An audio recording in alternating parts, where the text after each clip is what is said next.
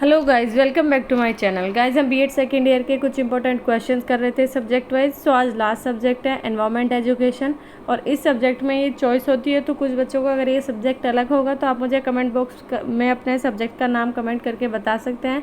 Next video में हम उसके कुछ इंपॉर्टेंट क्वेश्चन डिस्कस कर सकते हैं। सो इस वीडियो में हम एनवायरनमेंट के करेंगे। सो स्टार्ट करते हैं। Define environment, explain various components of environment and also describe the types, characteristics and scope of environment। देखो, आपके सब्जेक्ट का नाम environment education है, तो आपको environment से रिलेटेड सारी चीज़ें कर लेनी है, उसके वेरियस components, उसके टाइप्स, उसकी कैरेक्टरिस्टिक्स, उसके स्कोप। ठीक है, आपको ये अच्छे से कर लेना। Next question, write the meaning of environment, describe the biotic and abiotic components of environment. So मैंने जैसे अभी फर्स्ट क्वेश्चन में कहा, एनवायरनमेंट क्या है ये आपको अच्छे से बताना है। फिर इसके जो दो कंपोनेंट होते हैं बायोटिक अबायोटिक, इनके बारे में अच्छे से बताना है। फ्लो चार्ट वगैरह यूज़ करके आप अच्छे से प्रेजेंट कर सकते हैं। Next question, describe various teaching strategies for spreading environmental awareness. जो एनवायरमेंटल अवेयरनेस है उसे फैलाने के लिए क्या क्या एक वेरियस टीचिंग स्ट्रेटजीज़ हो सकती हैं कि आप उन्हें वर्बली बताएं या अपने एक्शन से बताएं। पेड़ लगाने के लिए बोले, पोल्यूशन कम करने के बोले, पॉलीथीन्स डस्टबिन में डालने के लिए बोले। तो आप किस किस तरह से क्या क्या आपकी टीचिंग स्ट्रेटजीज़ होगी एनवायरमेंट एजुकेशन को स्प्रेड करने के लिए। What do you understand bye ecosystem. Ecosystem से आप क्या समझते हैं। Right the components and features of ecosystem. Ecosystem के कंपोनेंट और फीचर्स आपको लिखने हैं। ये भी एक इम्पोर्टेंट टॉपिक है। First one environment, second ecosystem. दोनों टॉपिक बहुत इंपॉर्टेंट है। इनसे रिलेटेड आपको सारी इन्फॉर्मेशन लर्न कर लेनी है। जैसे नेक्स्ट क्वेश्चन में इकोसिस्टम से रिलेटेड क्या पूछा है, describe the structure, function and components of ecosystem. Okay, तीनों बतानी है चीज़ें। इकोसिस्टम का स्ट्रक्चर क्या है, क्या उसके फंक्शंस होते हैं, क्या उसके कंपोनेंट्स हैं। Next question, describe the features of environmental awareness through environmental education for secondary school education. जो फीचर्स डिस्कस करने हैं हमें किसके, एनवायरमेंटल अवेयरनेस के, किस तरह से फैला सकते हैं हम अब स्कूल की सेकेंडरी एजुकेशन के थ्रू, तो वो इसमें डिस्कस करना है। Who has coined the term trans ecosystem. Ecosystem जो कॉइन टर्म है किसने ला के दी है, ये टर्म किसके द्वारा कॉइन की गई है, तो ट्रांसले के। ये आपको ध्यान रखना है। तो छोटे छोटे ये शॉर्ट क्वेश्चन में भी आ सकते हैं आपके, कि जैसे वेरी शॉर्ट में आ जाएगा कि ये टर्म किसने दी है, तो आप सीधा बता सकते हैं इकोसिस्टम टर्म ट्रांसले ने दी है। Okay, move to the next question. What do you understand by food chain and food web, explain the factors of affecting it. जो फूड चेन आपको पता करनी है क्या होता है और फूड वेब क्या होता है, और इनमें ऐसा भी हो सकता है कि आपसे डिफरेंस पूछ ले, दोनों में डिफरेंस बताओ। ठीक है, इसे आप अच्छे से कर लेना। ये देखें आप, ये कुछ वहाँ इंग्लिश में थे, आप हिंदी में देख लेना, कुछ बच्चों को प्रॉब्लम होगी। बाकी मैंने डिस्कस करके आपको हिंदी उनकी समझा दी है, आप इसका स्क्रीनशॉट लेके रख सकते हैं। ठीक है, आगे चलते हैं हम। आगे, what do you mean by deforestation, describe in detail its causes and effects and remedies. तो डिफॉरेस्टेशन होता क्या है, पेड़ों को काटना क्या कहते हैं, इसको आपको अच्छे से एक्सप्लेन करना है। फिर इसके क्या कारण हैं कि किन वजह से पेड़ों को काटा जाता है और उसके क्या इफ़ेक्ट होते हैं और क्या उसकी रेमेडीज़ हो सकती हैं। कि पहले आपको सिंपली लिख देना है डिफॉरेस्टेशन क्या होता है, हेडिंग डालकर। ठीक है, फिर आपको लिख देना है कि उसके कॉजेज़ क्या होते हैं। ठीक है, फिर उसमें डाल के आप कुछ पर्टिकुलर कॉजेज़ डाल देंगे, हेडिंग वाइज लिखना। फिर उसके कुछ इफ़ेक्ट बता देंगे कि इफ़ेक्ट्स क्या होते हैं। ठीक है, फिर उसकी लास्ट में कुछ रेमेडीज़। तो एक ये लॉन्ग क्वेश्चन में पूछा जा सकता है, तो आपको एक अच्छी तरह से प्रिपेयर करके पूरा दिखाना है। Next question, what do you mean by energy, describe various sources of energy. Energy क्या होती है और क्या उसके वेरियस सोर्सेज होते हैं। ठीक है, next question, what are forest resources, write the need of forest conservation, also write the remedies of forest resources. पहली बात, फॉरेस्ट रिसोर्सेज होते क्या है। Next question, write the need of forest conservation, हमें फॉरेस्ट को बचाने की क्या ज़रूरतें हैं और उसकी रेमेडीज़ भी लिखनी है कि किस तरह से हम अपने फॉरेस्ट को बचा सकते हैं। और ये सारी चीज़ें अगर आप ऐसे पॉइंट टू पॉइंट लिखेंगे तो ज़्यादा अच्छा होगा, या फिर ऐसे लिख लेना हेडिंग डाल के पर्टिकुलर पॉइंट्स की, फिर उसके अंदर आपने थोड़ा सा उसका डिस्कस कर दिया, फिर नेक्स्ट पॉइंट हेडिंग, फिर थोड़ा सा डिस्कस कर दिया, तो इस तरह से आपका इफेक्टिव लगेगा। Next question, what do you mean by water resources. Water resources क्या होता है, ये भी आपको लिखना, अच्छे से कर लेना, ये क्वेश्चन शॉर्ट क्वेश्चन में पूछा जाता है। Next question, difference between renewable and non renewable resources, write two renewable sources of energy. ये अच्छे से कर लेना, इनका डिफरेंस भी पूछा जाता है और ऐसे सिंपली भी पूछा जा सकता है। जैसे शॉर्ट क्वेश्चन में आपसे पूछ सकता है व्हाट इज़ रिन्यूएबल एनर्जी और उसकी 2 सोर्सेज लिखिए, ठीक है, तो इस तरह से। नेक्स्ट क्वेश्चन है, explain the importance of forest resources. Forest resources की क्या इंपॉर्टेंस होंगी, क्या इसके स्कोप हैं, क्या इसकी लिमिटेशन है, क्या इसके फ़ायदे हैं, क्या इसका इफेक्ट है, आपको सारी चीज़ें अच्छे से करनी है। नेक्स्ट क्वेश्चन है, describe ground water. Ground water क्या होता है, ये आपको लर्न करना है। Right the advantages and disadvantages of forest resources. जैसे मैंने अभी आपको बताया इस क्वेश्चन में कि फॉरेस्ट रिसोर्सेज से रिगार्डिंग आपको इंपॉर्टेंस, डिसएडवांटेजेस, एडवांटेजेस सब कुछ कर लेना है। अब एक बार आप इसे हिंदी में देख लीजिए। वैसे तो हिंदी में जैसे मैंने अभी बताया आपको समझा दिया, बट फिर भी आपको एक बार हिंदी में, आपने कुछ टर्म्स ऐसी हैं नहीं बोलती हूँ हिंदी में, नहीं याद आता मुझे, तो आप उन्हें देख सकते हैं, स्क्रीनशॉट लेके आप कर सकते हैं। आगे चलते हैं।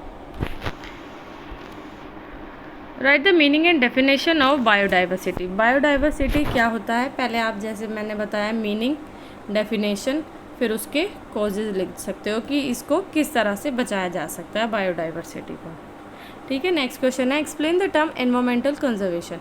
एनवायरनमेंट को आप किस तरह से बचा सकते हैं, किस तरह से पर्यावरण का संरक्षण कर सकते हैं, और इसमें स्कूल का जो रोल है आपको वो बताना है कि किस तरह से एक स्कूल रोल प्ले करता है एनवायरनमेंट को कंजर्व करने के लिए। Okay, next question, give the significance of conservation of biodiversity.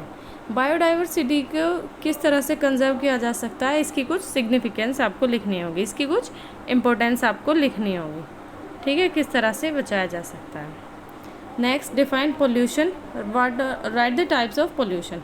Pollution क्या है, पोल्यूशन के कितने टाइप्स हैं, और आप इस चीज़ को ऐसे डाल के फ्लो चार्ट में लिखेंगे तो अच्छा होगा। पहले आप पोल्यूशन का सिंपली मीनिंग लिख देंगे, ठीक है, फिर किन वजह से हो सकता है, और फिर नेक्स्ट इसमें क्या पूछा है, टाइप्स, तो आप ऐसे टाइप्स डाल के, ऐसे प्रॉपर जो टाइप्स होंगे हेडिंग में डाल के फिर उन्हें बाद में अच्छे से एक्सप्लेन कर सकते हैं, तो आपका क्वेश्चन थोड़ा अच्छा बन जाएगा इससे। What do you mean by air pollution. Describe the sources of air pollution, right causes, effect and remedies of air pollution. तो एयर पोल्यूशन क्या होता है, ठीक है, क्या उसके सोर्सेज हैं, क्या उसके कॉजेज, इफेक्ट, रेमेडीज़ आपको अच्छे से कर लेने हैं। ये क्वेश्चंस आपके लॉन्ग में भी पूछे जा सकते हैं, शॉर्ट में भी, वेरी शॉर्ट में भी, इनसे कहीं भी बन सकता है। Define water pollution. Describe the sources of water pollution and right the causes and effect and remedies of water pollution. तो आपको जितने भी पोल्यूशन है, noise pollution, water pollution, air pollution, nuclear pollution, thermal pollution, आपको इनसे related सारी इनकी detail पता कर लेनी है। क्या इनके कॉजेज़ हैं, क्या इनके इफेक्ट हैं, क्या इनकी रेमेडीज़ हैं, ये होते क्या हैं, क्या इनके सोर्सेज हैं, तो आपको ये अच्छे से कर लेनी है। तो इसमें किसका करना है, आपको वाटर का करना है, ठीक है। Next question, define thermal pollution, nuclear pollution. Describe the sources, effect and causes and remedies of water pollution, ठीक है। इसमें थर्मल पोल्यूशन और न्यूक्लियर पोल्यूशन का है, जैसे ऊपर उनका था एयर और वाटर का। Next question, describe the causes of soil pollution and sound pollution. इसमें सॉइल पोल्यूशन किस वजह से होता है और साउंड पोल्यूशन किस लिए होता है। सॉइल पोल्यूशन सॉइल एरोजन की वजह से होता है, डिफॉरेस्टेशन की वजह से होता है। साउंड पोल्यूशन आप, तो इन जितने भी ये रीज़न हैं आपको ऐसे पॉइंट वाइज हेडिंग डाल के लिख, ये दोनों में से किसी में भी आ सकते हैं, जैसे मैंने आपको बताया। अब ये आप एक बार हिंदी में देख लें, आपकी कुछ टर्म्स होंगी, इनमें देख के आप क्लियर कर सकते हैं, आप स्क्रीनशॉट लेके कर लेना। ऐसे तो हम साथ के साथ डिस्कस करके चल रहे हैं। ये देखिए आगे के कुछ क्वेश्चन हैं, ये भी आप देख सकते हैं हिंदी में। ग्रीन हाउस का क्या इफ़ेक्ट होगा, हम एक बार डिस्कस कर लेते हैं। चलो, discuss the meaning, causes and effect of green house effect. आपको ग्रीन हाउस इफेक्ट का मीनिंग, कॉजेज, इफेक्ट सब चीज़ें अच्छे से कर लेंगे। Next question, which gas is the main cause of green house effect. कौन सी गैस जो है ग्रीन हाउस इफेक्ट का मेन कॉज करती है, क्या कौन सी गैस है, तो ये आपको शॉर्ट क्वेश्चन में पूछा जा सकता है। तो आप जैसे गैस के नाम लिख सकते हैं, CFL है, कार्बन डाइऑक्साइड है, मीथेन है, तो आप सबके नाम लिख के यहाँ डाल सकते हैं। इसमें तो सिंपली मेन कोज पूछा कौन कौन सी गैस है, तो आप ऐसे पॉइंट डाल के उन गैसेस का नाम लिख सकते हैं। Next question, explain acid rain, right the causes of, explain acid rain, right the causes, effects, problem and impact of acid rain. Acid rain होती क्या है और उसके क्या कारण हैं, क्या उसके इफेक्ट है, क्या प्रॉब्लम्स और क्या उसका इम्पैक्ट पड़ता है, आपको सारी चीज़ें अच्छे से कर लेनी है। Explain global warming, global warming क्या है और क्या, describe climate change, global warming क्या होती है और क्लाइमेट चेंज क्या होता है। और आप ऐसे भी लिख सकते हैं कि इन दोनों को कैसे हम इंटर रिलेटेड कर सकते हैं, तो आप वो भी लिख सकते हैं। Next question, describe in brief measure to control environmental pollution, क्या वो तरीके हो सकते हैं जिससे हम एनवायरमेंटल पोल्यूशन को कंट्रोल कर सकते हैं। सो आप लिख सकते हैं, जैसे आप एफोरेस्टेशन कह सकते हैं, पेड़ लगाना और पोल्यूशन कम करना, पॉलीथीन बैग को डिस्ट्रॉय करना और जैसे पानी साफ़ रखना, ये सारी चीज़ें। नेक्स्ट क्वेश्चन है, environmental awareness is a way of environmental awareness, describe the feature of environmental awareness. देखो ये क्वेश्चन जो आगे की लाइन दी हुई है सिर्फ आपको कंफ्यूज करने के लिए दी हुई है, मेन क्वेश्चन है इसमें feature of environmental awareness. Environmental awareness के आपसे सिर्फ फीचर्स पूछे हैं तो उन्हें लिख के अच्छे से एक्सप्लेन कर दो। ये अब कुछ शॉर्ट नोट्स दिए हुए हैं आपको, नहीं पहले एक क्वेश्चन छूट गया, sorry. What do you mean by environmental hazards and disasters. Environmental hazard से क्या समझते हैं आप, एनवायरमेंटल डिज़ास्टर से क्या समझते हैं आप। जैसे फ्लड आ गया और ड्रॉट है, आपको ये सब अच्छे से एक्सप्लेन करना है। अर्थक्वेक वगैरह, ये जैसे नीचे आपको शॉर्ट नोट में दिए भी हुए हैं।